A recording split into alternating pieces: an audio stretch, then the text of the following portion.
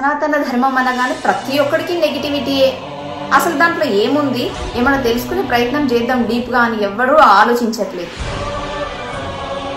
ఎవడో ఒకడు వచ్చి ఓ స్టేట్మెంట్ పాస్ చేస్తాడు, సనాతన ధర్మం నిర్మూలిద్దాం అని. మనం గొర్రెల్లాగా చప్పట్లు కొడతాం, వా సూపర్, ఇలా చేయాల్సిందే. మరి నువ్వు జీవితంలో ఏమేమి అప్లై చేసేటివి ఉన్నాయి సనాతన ధర్మంలో, అవన్నీ వదిలేస్తావా? అవన్నీ చేయవా? చేయకపోతే దేశం ఇట్లనే ఉంటుందా? భారతదేశం అని ప్రపంచ దేశాలన్నీ చేతులెత్తి మొక్కుతున్నాయి కదా, అది అలాగే ఉంటది అనుకుంటున్నారా?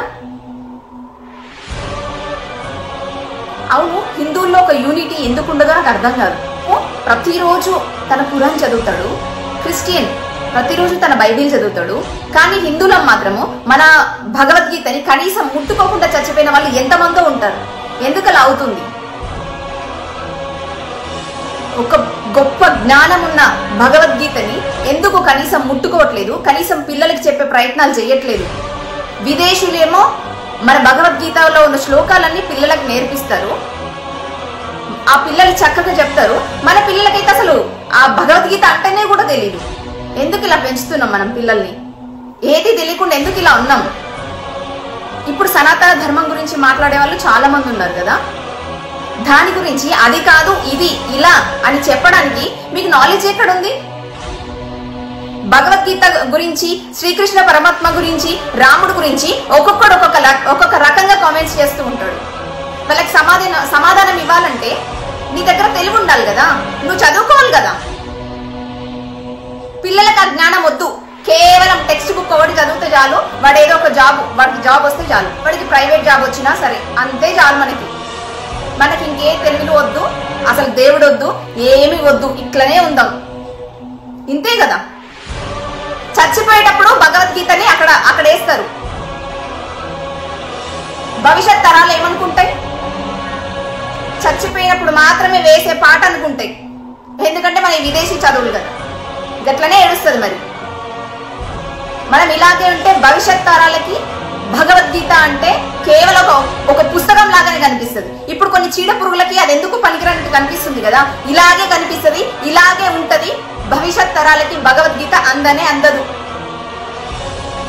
మనం ఏదైనా మంచి పని చేయాలి, మన భవిష్యత్ తరాలకి అది అందించాలంటే ఇప్పటి నుంచే మన పిల్లలకి చెప్పడం అలవాటు చేసుకోవాలి.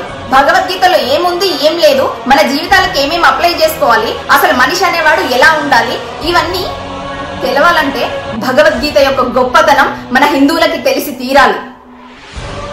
తెలిసే ప్రయత్నం మనం ఎక్కడ చేస్తున్నాం? పిల్లోని పొద్దున్న లేపి స్కూల్కి పంపిస్తాం, ఆడ టెక్స్ట్ బుక్లు బై హార్ట్ చేసి వస్తాడు, వచ్చి రాగానే ఇంత తిండి పెట్టాలి, ఆడుకోవడానికి పంపించాలి, వచ్చినాక ట్యూషన్లకు పంపించాలి, కథం.